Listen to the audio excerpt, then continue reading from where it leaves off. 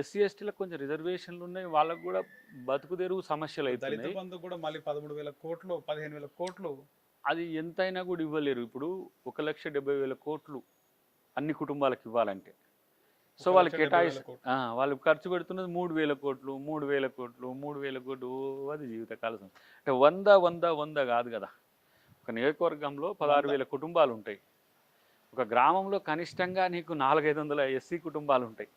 So 100 నువ్వు నియోజకవర్గానికి minus అంటారా సార్, ప్లస్ అంటారా? ఇప్పుడు ఇస్తున్నామని చెప్పుకోవడానికి ఇప్పుడు మీరు వాస్తవానికి ప్రతి నియోజకవర్గంలో బీఆర్ఎస్ కి సంబంధించిన నాయకులకే వస్తున్నాయని ప్రధాన ఆరోపణ ఉంది. ఇప్పుడు ఏ నాయకులైనా దళితులే కదా ఎవరైనా. అది కాంగ్రెస్ పార్టీ కొనుగోలు పథకం కావద్దు. కాంగ్రెస్లో ఉన్న వాళ్ళని దళితులను నాయకులను కొనడానికి పథకం. ఇప్పుడు నాకు తుంగతుర్తిలో అదే సమస్య. ఏంటిది, తిరుమలగిరి మోడల్ ప్రాజెక్ట్ అయినప్పుడు అందరూ మీరు కాంగ్రెస్ నుంచి టీఆర్ఎస్లోకి వస్తేనే అని అన్నారు. ఇప్పుడు నువ్వు 100 మిగతా 150 200 ఇచ్చినావు అనుకో, నా కాడ 180 గ్రామాలు ఉన్నాయనుకో, ఊరికి ఒక్కటేగా వచ్చేది. మరి ఊరికి 200-300 దళిత కుటుంబాలు ఉంటాయి కదా, మరి వాళ్ళకి ఎవరు ఇవ్వాలి? సో దళిత బంధు అందరికి ఇస్తున్నాం అన్నట్టుగా ప్రచారం చేసుకోవడం. ఇప్పుడు అదే అట్లనే రైతు బంధు ఎందుకు ఇస్తలేవు అందరికీ, కౌలు రైతులకు ఎందుకు ఇస్తలేవు? కౌలు రైతులు ఎవరు? బడుగులు కాబట్టి. దళితుల్లో ఇప్పుడు ఉద్యోగాలు ఐఏఎస్ ఐపీఎస్లు ఉన్న వాళ్ళు కానీ ఏం దళిత బంధు ఏమని అడగరు కదా, పేదోళ్ళకి ఇవ్వచ్చు. నేను మందకృష్ణమాదిగారు రాష్ట్రం మొత్తం తిరిగినాం ఇది వీటి మీద. అన్నీ చేస్తానే అది అయిపోగానే దాని పేరేంది హుజూరాబాద్ ఎన్నికలు అయిపోగానే 100కు పరిమితం చేసి గవర్నమెంట్ ఉద్యోగులకు కూడా ఇస్తాను, లాయర్లకు ఇస్తాను, డాక్టర్లకు ఇస్తాను. ఇప్పుడు లేని అవసరం. ఇప్పుడు నాలాంటి వానికి దళిత బంధు అనేది అవసరమే లేదు. ఎందుకు నాకు ఇవ్వడం? ఫర్ ఎగ్జాంపుల్ చెప్తున్నాం, మేము కూడా దళిత బంధు లాంటి పథకాలు తీసుకొని పేద దళితులకు మేము పోటీ అవుతామా?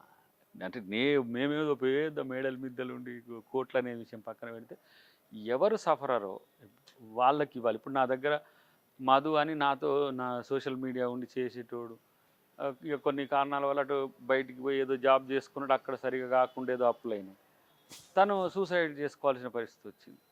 అలాంటి కుటుంబాలకు ఇవ్వాలి పార్టీలు ఏవైనా సరే. వాళ్ళ కుటుంబాల్లో పేదలు పెరుగుతున్న పరిస్థితులు, అట్లాంటి ప్రయారిటీ అనేది పేదరికం. ఫస్ట్ లైవ్లీవుడ్ ఎవరైతే బతకలేని వాళ్ళు ఉంటారో వాళ్ళకి ఇవ్వాలి. సో అది ఇస్తారని నేనేమనుకుని దాంతో అయిపోతుంది. కానీ 30,000 crores పెడతారు. మళ్ళీ వాళ్ళు పెట్టేది 3,000 crores ఖర్చు పెట్టేది. మళ్ళీ దళిత బంధు అని పేరు పెట్టి బీసీకి 1,00,000 అనేది ఏదో ప్లాన్ చేసిండు. మరి ఇన్ని రోజులు ఎందుకు చేయలే? మొన్న ఒక మిత్రుడు కలిసి, కానీ ముఖ్యంగా గౌడ్లకు, యాదవులకు, ముదిరాజులకి వాళ్ళు అర్హులు కాదు. ఇగో ఎంబీసీ బీసీల్లో ఎంబీసీలను ట్రీట్ చేసే విధానం ప్రభుత్వం ఒక తీరుగా ఉండాలి, ఓబీసీలను తీసేది ఉండాలి. ఎంబీసీలు అనే ఒక కాన్సెప్ట్ లేదు రాజ్యాంగంలో.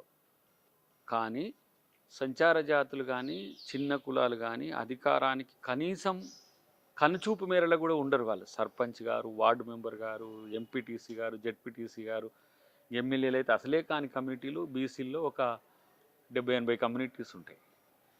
అవి పాపులేషన్ రీత్యా కూడా ఒక 5-6 బీసీ కులాల కంటే తక్కువ ఉన్నప్పుడు కూడా వాటిని ఎకనామికల్ ఎంపవర్ చేయాలి. తర్వాత పొలిటికల్ ఎంపవర్ స్థానిక సంస్థల నుంచి వాళ్ళను ఎమ్మెల్యేగా పోటీ చేసే స్థాయికి తీసుకొచ్చినప్పుడు, అంటే నా దృష్టి ఏంటంటే ఏ జాతి అయితే రాజ్యాధికారం కోసం దూరం ఉంటారో వాళ్ళకు బానిసత్వం అలవాటు అవుతుంది. కాబట్టి చరిత్రలో బీసీలు కూడా రాజులే. సో వాళ్ళు ఏ విధంగా ఎంపవర్ కావాలంటే రాజులు. ఇప్పుడు ఈ డెమోక్రసీలో వాళ్ళను కనీసం ఒక మంచి పౌరులుగా తీర్చిదిద్దే ప్రభుత్వాలు రావాలి. అది ప్యూర్ సోషల్ జస్టిస్ ఏరియాని మనం ట్రేస్ చేస్తే ప్రభుత్వాలకు ఇప్పుడు పెద్దవాళ్ళని చూసే తీరులో పేదోళ్ళని చూసే తీరులో ఎట్లా ఉంటుందో, ఇప్పుడు మిగతా అంటే ఓబీసీల్లో బలమైన వర్గాలకు కూడా పెద్దగా మేలు జరుగుతుందని నేనేం చెప్పను. కానీ కనీసం అక్కడ బతుకు భద్రత ఉండే రాజకీయాలు ఉండాలి, ఆర్థికం ఉండాలనేది ఒక ఆలోచన ఉంటుంది. డెఫినెట్గా అది కాంగ్రెస్ పార్టీ చాలా రాష్ట్రాల్లో ఎంబీసీలను కూడా ముఖ్యమంత్రులు చేసిన చరిత్ర ఉంది. సో అంతేకాకుండా ఈ రాష్ట్రంలో అతి ప్రధానమైన కమ్యూనిటీగా ఉన్న బీసీలను ఏ విధంగా చేయాలని దగ్గర కూడా కాంగ్రెస్ పార్టీ ఒక స్పష్టతతో ఉంది. అది చేసే అవకాశం వస్తే మాత్రం కాంగ్రెస్ పార్టీ మరింత తీవ్రంగా ప్రయత్నం చేస్తుంది. సో ముఖ్యంగా రాష్ట్రంలో రీసెంట్గా కొద్ది నెలల కిందట కంటోన్మెంట్ ఎమ్మెల్యే సాయినగర్ చనిపోవడం జరిగింది. నిన్న సాయి చంద్. వీళ్ళకి అంటే దళిత సామాజిక వర్గంలో పుట్టినారు కాబట్టి వాళ్ళకి అధికార లాంఛనాలతో చేయట్లేదు, కమ్మవారికి, రెడ్లకి, వెలమలకి, సినిమా ఇండస్ట్రీ వాళ్ళకి అవసరం లేకుండా చేస్తున్నారు, వీళ్ళకి ఎందుకు దళితులను వివక్ష చూపిస్తున్నారు అని చెప్పేసి చాలా మంది మండిపడుతున్నారు. అంటే వివక్ష ఉండకూడదు. మీరేమంటారు సార్? దాని అంటే వివక్ష ఉండకూడదు అంతే. వివక్ష ఉండకూడదు. దానివల్ల ఏంటంటే రాంగ్ మెసేజ్ పోతుంది.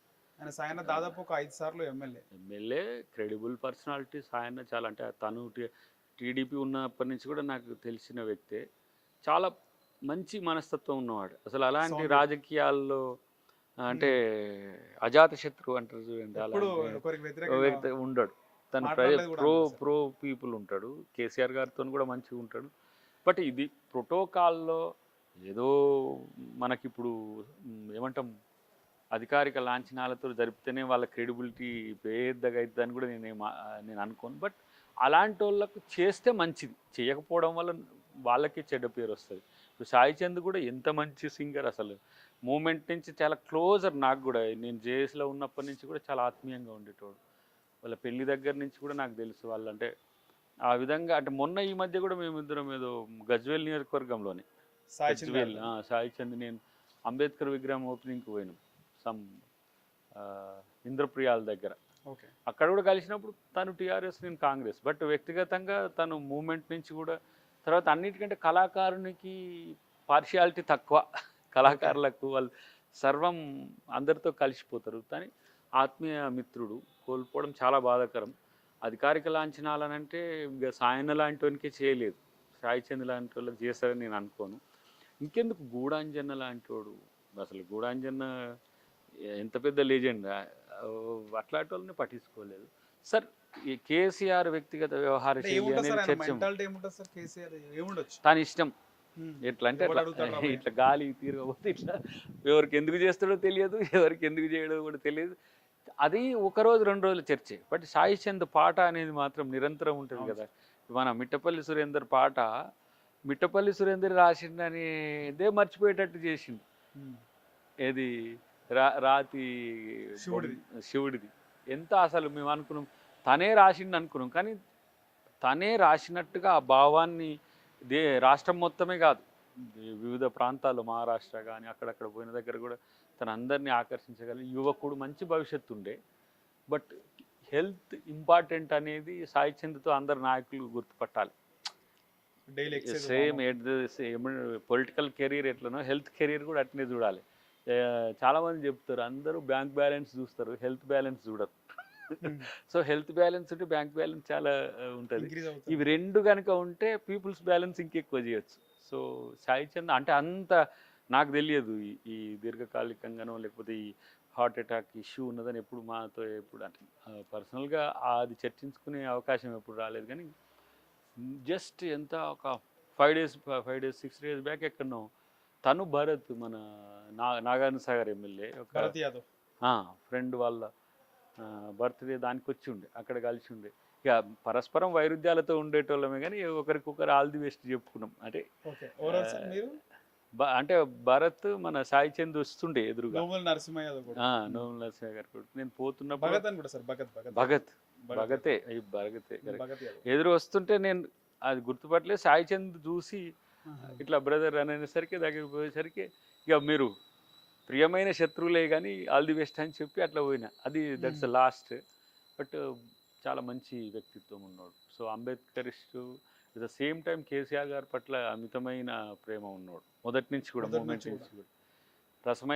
రసమై నేను జేఎస్లో ఉన్నప్పుడు ఈ ధూమ్ధామ్లకు నేను పోతుంటే, నేను వక్తగా పోతుంటే వాళ్ళతో చాలా బాండింగ్ ఉండే నాకు. రసమై జేఎస్లో ఉన్నప్పటి నుంచి అంటే ఆల్మోస్ట్ 2010 నుంచి 14 వరకు వీళ్ళిద్దరు మాతో కలిసి నడిచిన వాళ్ళే, చాలా ఆత్మీయంగా ఉన్నోళ్ళం.